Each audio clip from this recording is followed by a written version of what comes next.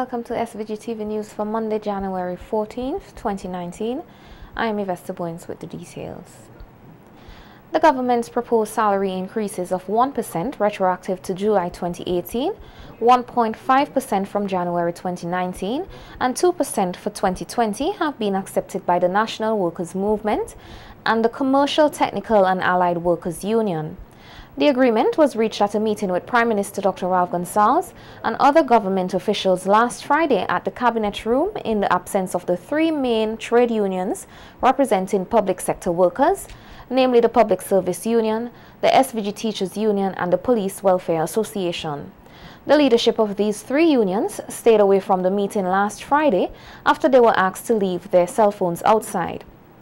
On Star FM on Friday, Prime Minister Dr. Ralph Gonsalves said the agreement with the National Workers' Movement and the Commercial, Technical and Allied Workers Union will be accepted as the final decision and will be placed in the estimates to be included in the budget for 2019. We will do 1% from July the 1st. They will make a retroactive payment for that.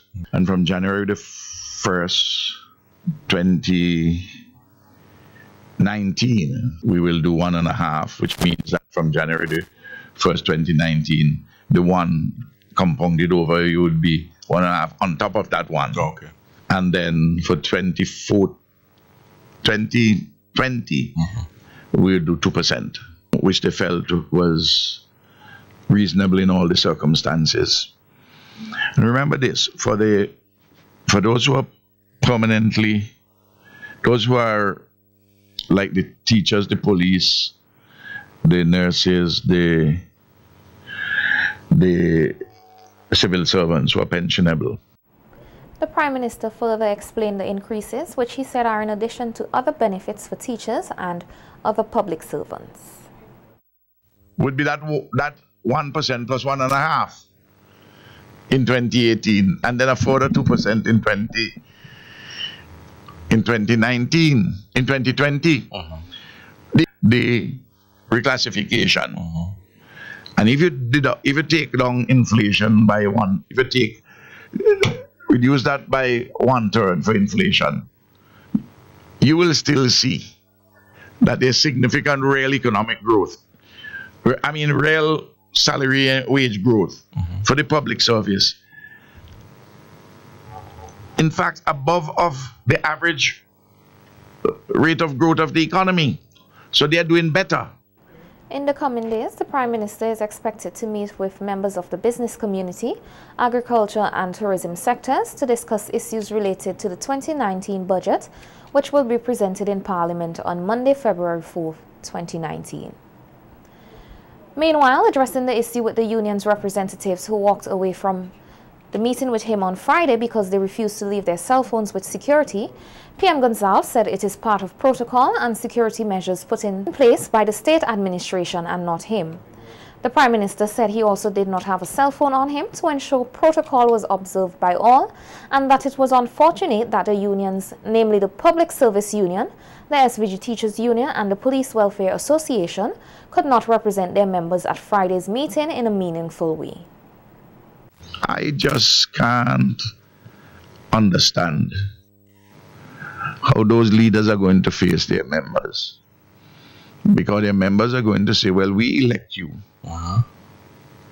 to talk to the Prime Minister. On our behalf, yes. On our behalf. And you don't want to leave your phone in accordance with the rules. You want to play bad? You want to play politics? That's what you want to do? Well, 8 other union representatives sat and we had a very good discussion. President of the SVG Teachers Union, Wendy Bino, said the agreement on salary increases made at last Friday's meeting in their absence is an insult to teachers and all other public servants. In a telephone interview with SVG-TV News, Bino said they were not notified of the agreement, which is quite disappointing. Cent is actually $1 on every $100, and 1.5% isn't much more than that. It's $1.50 on every $100 bill. And when we hear enhancement, we think in an improvement in relation to quality or value. When we look at our teacher one position, with a 1% increase, that if a teacher one is at minimum, that is $14.04. And if a teacher one is at maximum, that's $18.96.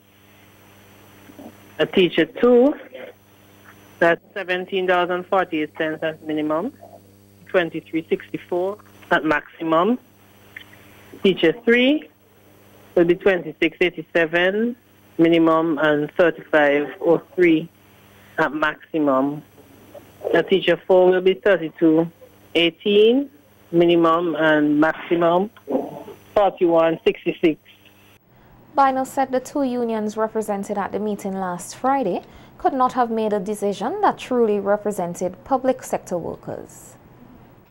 We just want to remind the public that according to Article 6 of our collective bargaining agreement, the government of St. Vincent and the Grenadines hereby recognizes the union, and that the union here, meaning the St. Vincent and the Grenadines Teachers Union, as the bargaining agent for teachers, principals, and tutors of the School of Nursing. So nobody else could negotiate on behalf of the members of the St. Vincent and the Grenadines Teachers Union, but the National Executive. The polymer 50 EC dollar note will be in circulation here in St. Vincent and the Grenadines in 5 months' time. In preparation for this transition from paper to polymer, the Eastern Caribbean Central Bank's Currency Management Department held an informational session with members of the local media last Friday, where they were introduced to the new sample notes.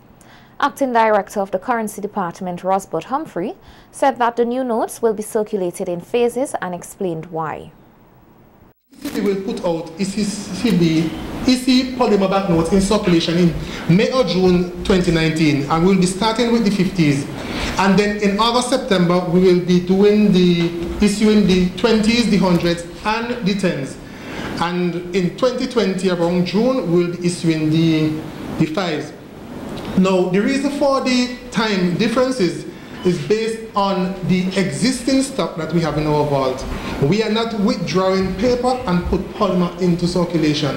Okay, as soon as a denomination is depleted, we will put polymer in circulation, and both of them will co-circulate, meaning that there will be polymer and paper banknotes in circulation at the same time. Humphrey said the transition from paper to polymer is a milestone in the history of the EC currency, and that it will make it even harder to be counterfeit. Now, most of our counterfeits are made through color copier or scanner using ordinary typing or photocopying paper, and what counterfeiters do is just to pass them through the photocopier, side by side. Okay, now it will be difficult to do that with plastic. You might need another photocopier. Okay, it is resistant to water and other liquids, and it is more resistant to dirt and moisture. Now, with paper, the moisture and the dirt, they absorb in the paper, make the note unfit for circulation. With polymer, you wipe and you go. More hygienic, lasts longer. All right? It is durable, difficult to tear. Though, because of the nature of the plastic material, it doesn't matter how strong you be or which gym you go to, you can't tear it. Humphrey explained the new features and also gave some tips on how to identify them, especially for those who are visually impaired. For the 5s, we have the circle. For the 10s, easy to remember, the Roman numeral. For 10, we have an X. For the 20s, we have a rectangle. For the 50s, we have a triangle. And for the 100s, we have a square. It is located in this area, the top left-hand corner of the banknote. Okay, so we have some raised bump that form the shape that the blind or visually impaired persons can feel and know what their banknotes are. Okay, so no longer would they have to go to the bank and fold them on in a particular, shape or form, or put them on in different bags and different pockets to know which denomination they have where. And it can work for you too. Okay, you're in a dark area, whether on the bus going to Mespo, right? Yeah, Mespo. Right? Or you are in the club, with those dim lights and so on, and it's difficult for you to determine which banknote you have. You put it hand in your pocket or in your wallet, and you feel and you know, okay, yeah, this. A medical team from the McCabe Memorial Hospital in Taiwan has donated 5 hemoglobin A1C machines worth over EC $100,000 to the Ministry of Health, Wellness and the Environment. The team, which is here to commence a pilot project geared at preventing and controlling diabetes, made the donation last Friday, 11 January 2019. The machines are used to analyze hemoglobin glucose levels and will be placed at 5 different pilot health centers in the country. Director of International Medical Service Center, Dr. Young Wei, in his remarks said the HA1C machine is a vital tool for diabetic care and management, and that the donation serves as a token of their love for this country. My dear friends, St. Vincent and Grenadines, also Taiwan, as other countries, we all face many challenges. We face challenges such as climate change. Also, we face the higher and higher prevalence of NCD. This is also very important issue for all countries. We spend many efforts, resources in prevention of NCD. Diabetes is one of the major issues of NCD. Today, the HbA1c machine is a vital machine for the prevention and also management of the diabetic care.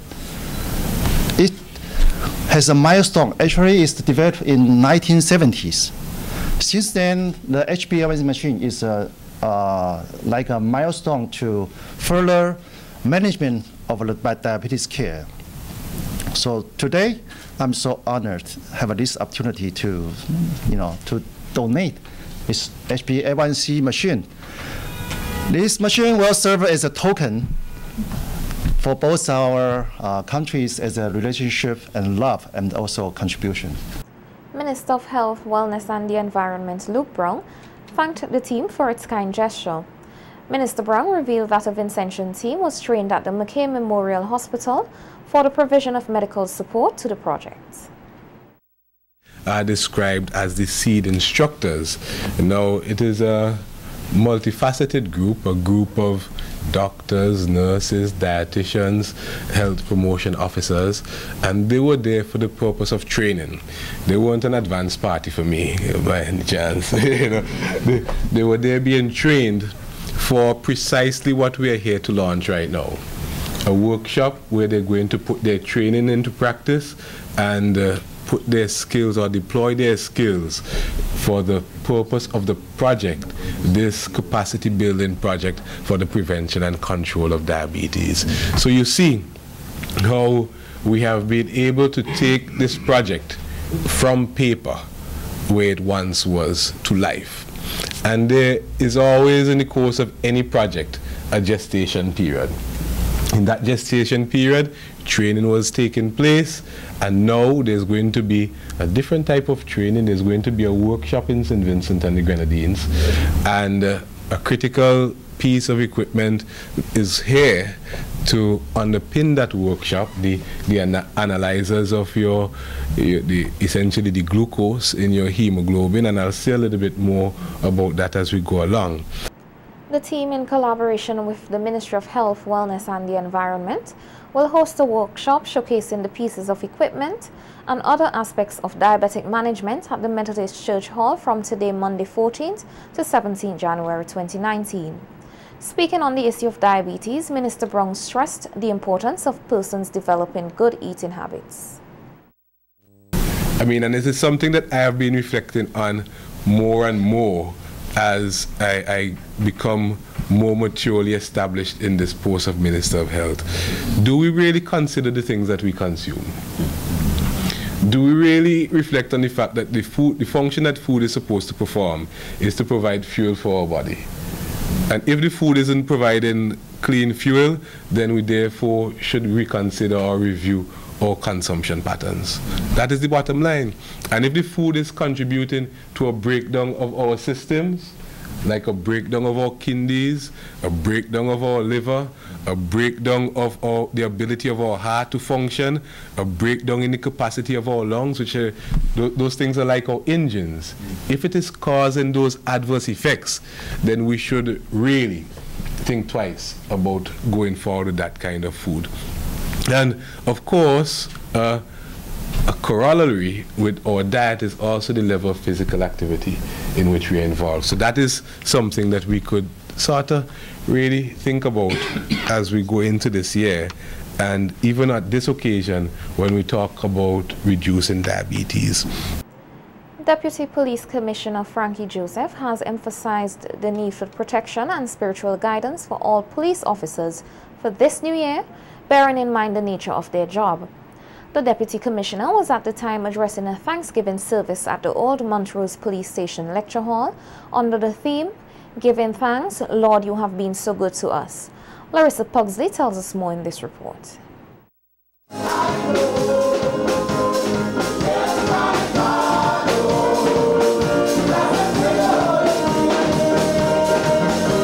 Police officers with the Royal St. Vincent and the Grenadines Police Force and some of their family members came together on Sunday for a special Thanksgiving service. Noting his disappointment with the turnout of officers at the service, Deputy Commissioner of Police Frankie Joseph said that the police officers are the ones who tackle crime and violence in the country, hence the need for them to seek spiritual guidance from the Almighty to carry out their daily duties. Policing is a very high-risk job. Very, very high risk. Every year we'll be battling the majority of our murders are firearms related. That just tells you the risks at which we are fighting crimes. And at any second, anything could happen to us. We need the presence, we need the guidance, and we need the protection of Jesus Christ. So I really want to see the time when we would send out information and see that we are going to have a church service, whether at Old Montrose, we are going to have an appreciation service at Lomans by Pastor Cupid. All available members attend, and we do not have to detail persons to attend those. Because we need it. We need it. We need the spiritual guidance because of our, and not only because of our job, but we need it in our everyday life. Joseph thanked the police Christian soldiers for doing their part to uplift other members and asked that they do more to bring awareness of the Lord in the communities they serve. And a very pivotal job in bridging the gap with our spiritual communities. Very, very important, because we need the gap to be bridged in all directions, not only in sports, not only in the communities, but spiritually. And spiritually, it is very, very, very important, because without that, we are nothing. Past and present officers in their testimonies said they are grateful to make it to 2019. Pastor Nolan James offered up a special prayer for the police force. God's drawn nearer to you. It's amazing how when we dance and we go to fete, and when people are popular, we shout and we celebrate them today. God is bigger than man. God is bigger. God is bigger. Reporting for SVG-TV News, I am Larissa Pugsley Kidd.